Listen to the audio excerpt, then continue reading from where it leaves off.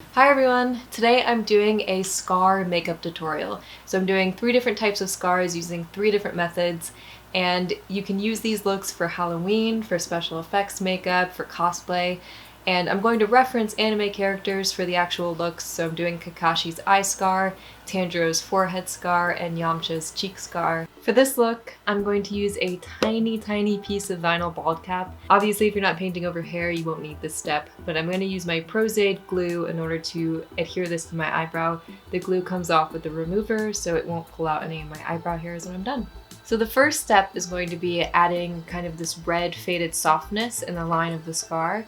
And then on top of that, we're going to apply the white and sort of create textures and details as we go along.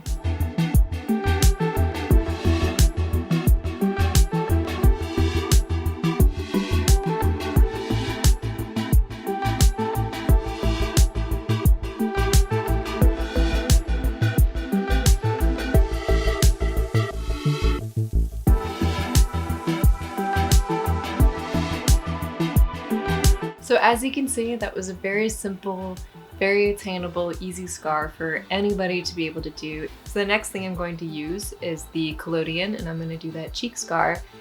This kind of does a lot of the work for you. And once again, for this one, I'm also going to lay down a little bit of a red area first.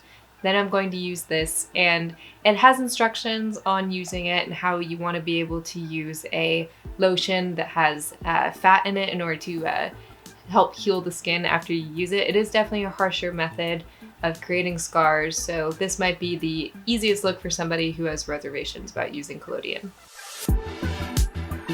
So you can see how it's actually starting to make the skin look scrunched up, and I'm going to apply a couple layers of it so it's very dramatic. And then it kind of does most of the work for you, so I did that red layer underneath, and I might end up doing a little bit of brushwork of white inside of it. But really, it's a different kind of scar. It's sort of a darker complexion scar, so there's not a whole lot to do besides add the collodion in layers and just kind of work off that. Lastly, I'm going to do the burn scar on my forehead. I'm actually going to use pieces of vinyl bald cap to create that textured skin look. So the first thing I've done is put down a layer of Prozade prosthetic adhesive.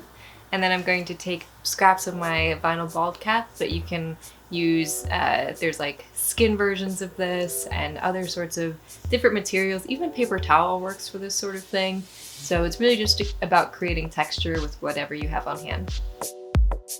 So now that I've got the pieces of vinyl bald cap down, I'm going to do my paint layer. This scar is very stylized, but I'm going to kind of do like a realistic version, kind of mixed with the version that's in the anime.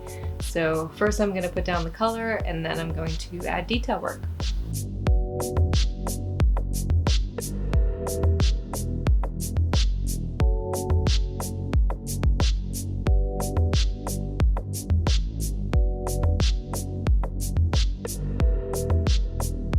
A lot of this shading, the bald cap piece actually did the work for me. So those like lines in it and the way the skin is wrinkled and the shapes, that was all with the help of the bald cap. So I think that that's why adding that layer first is a really effective way. Now I'm gonna go in with some white and add in just some more detail just to make it as realistic as possible.